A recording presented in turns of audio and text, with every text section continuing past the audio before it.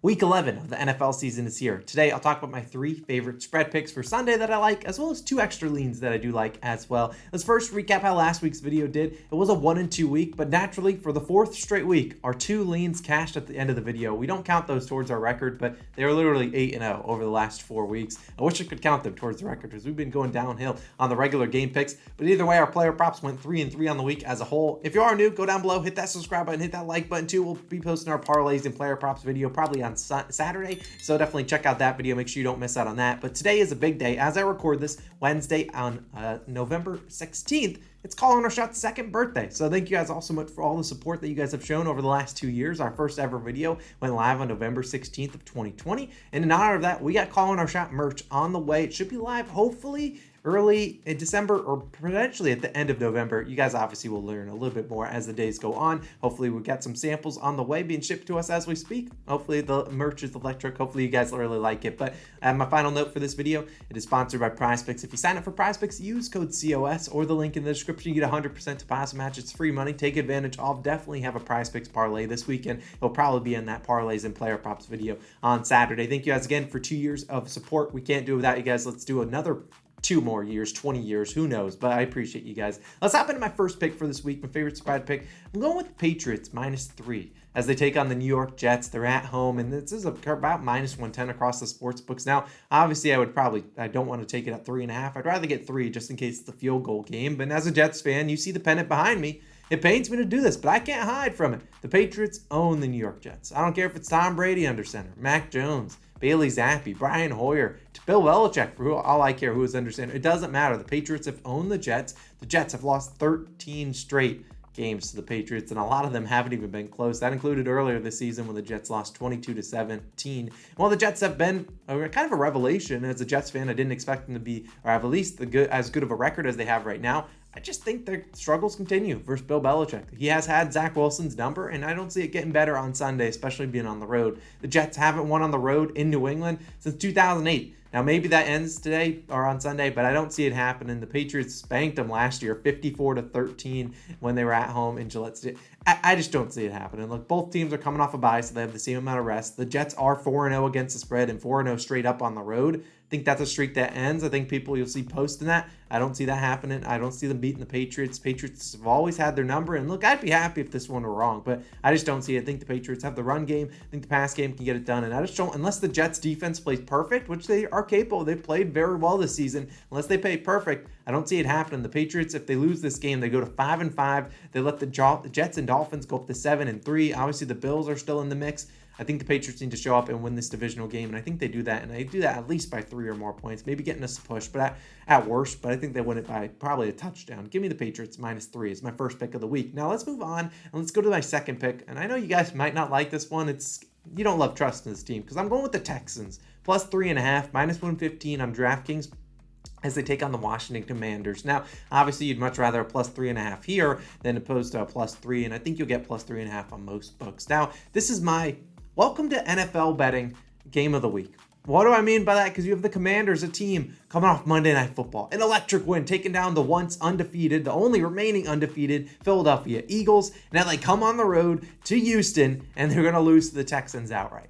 Now, I'm not betting on Texans outright money line, but this is a game where the pendulum swings, boom, right back. You get a team like the Commanders that's just riding hot, winning 4 of their last 5 games. You're like, all right, this is a team that's going to, they just beat the Eagles. They can beat the Texans, who have lost 4 straight games.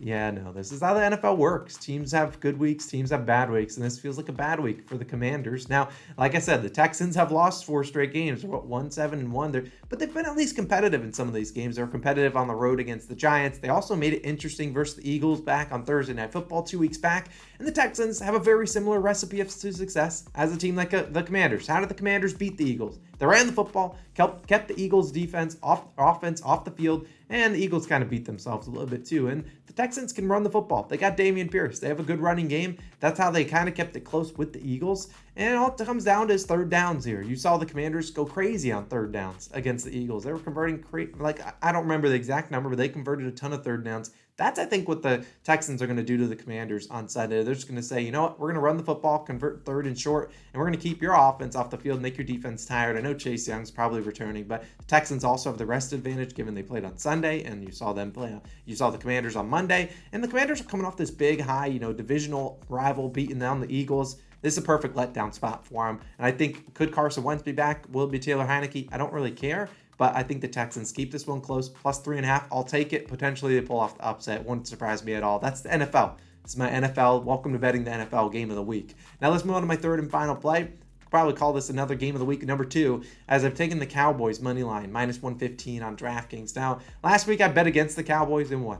I took the Packers, and Cowboys probably should have covered that, but they obviously choked the 2-touchdown lead in the fourth quarter, and the Packers ended up winning in overtime. Great for us. We had the plus 5.5. We didn't even need the points. Now, this is a perfect spot for the Cowboys to bounce back against the Vikings, a team that everyone's going to be betting the Vikings this weekend. They just saw the Cowboys lose to the Packers. Now you have the Cowboys fans that will bet their team into the ground, but the larger majority of the public is going to be on the Vikings, understandably so. 8-1, they're coming off a big win and arguably the game of the year against the Buffalo Bills. You're going to see people just taking the Vikings, underdog shark, give it to me. I'll put them in my line. But look, this is the first of the 3-game homestand for the Vikings, and I think they dropped this game, and I'll understand why. Now, the Vikings, yes, they've won 7 straight games. They haven't been, it's not like they're blowing out teams here. None of those wins came by more than 1 possession, 8 points or less. And this is a Vikings team that their fans historically know over the past, 3 to 5 years, they have lost a ton of those 1-possession games. And maybe this is a way of, the pendulum swinging back a little bit where you see, it seems like the Vikings start to win those close games. And props to the Vikings. Give them all credit where credit is due. This is a Cowboys team that's hungry. They're 6-3. They're third in the NFC East now behind the Eagles and the Giants. They drop another game here. It's going to be tough for them to win that division. And look at the point differential for these teams. Despite losing 2 more games than the Vikings, the Cowboys have a bigger point differential. The Vikings, like I said, they're winning close games. Good for them. Could they lose a close game here against Dallas? Wouldn't surprise me at all. The Cowboys have a very good pass rush with Micah Parsons and those DeMarcus Lawrence. Those guys can get after Kirk Cousins and make it difficult on him. And while their secondary isn't the best in the league, I wouldn't be surprised if they double-team Justin Jefferson. We saw them do that to Allen Lazard last week. Now, Christian Watson went and had a big game, but could Adam Thielen or KJ Osborne be that big guy? Maybe they have a big game, but I just think the Cowboys, they played a similar offense to the Vikings earlier this year in the Rams.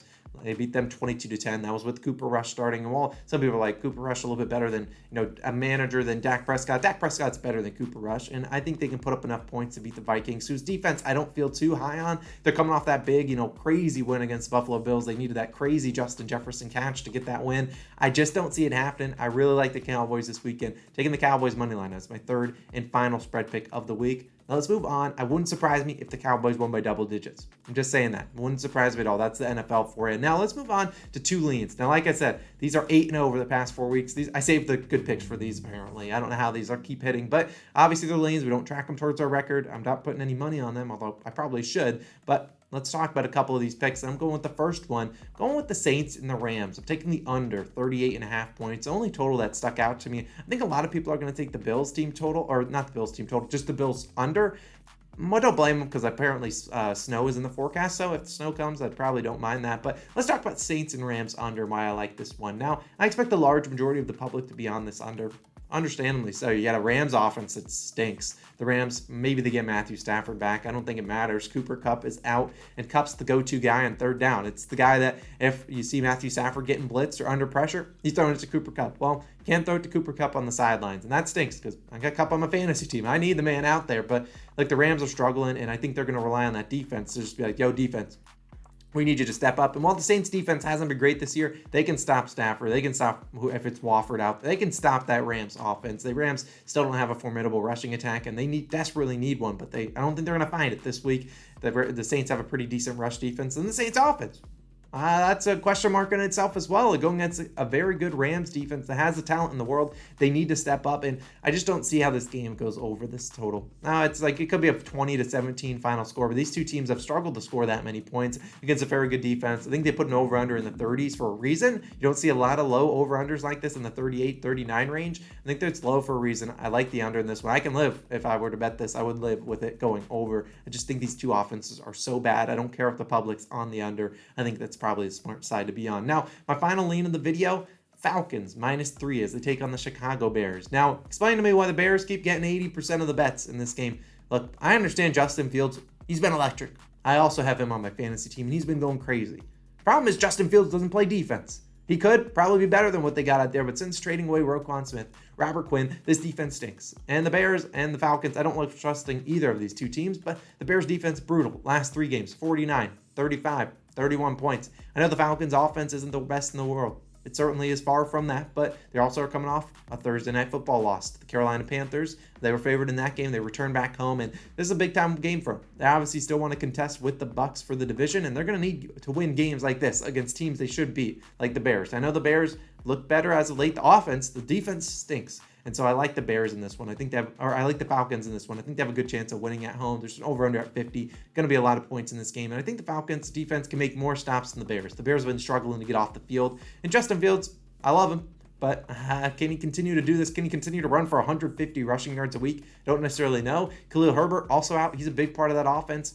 David Montgomery hasn't been great this year. Maybe he starts to turn it on, but I just don't trust it. I like the Falcons minus the 3 points. I think they win that game. They win that hopefully by a touchdown if you are going to take it. It is just the lean. I don't track them towards my record, but if they go 2-0 for the 5th straight week, I don't know what I will do. But as always, drop your favorite pick down below for Sunday. PrizePicks, thank you again for sponsoring the video. You can choose our code COS or the link down below in the description for a 100% deposit match. Thank you again for all the happy birthday wishes, for calling our shots, turning 2 years old, calling our shot merch. Coming soon. It won't be this, but quarter zip, hat, t-shirt coming soon. Thursday Night Football, Titans, Packers video popping up on the screen once it is live at 8 p.m. Wednesday night Eastern time. Check it out. Favorite picks for that video. Let's have a great weekend. Parlays and player props I'll post on the screen once it is live Saturday sometime. Thank you guys again for all the support. I'm Austin, and I'm signing out. Peace.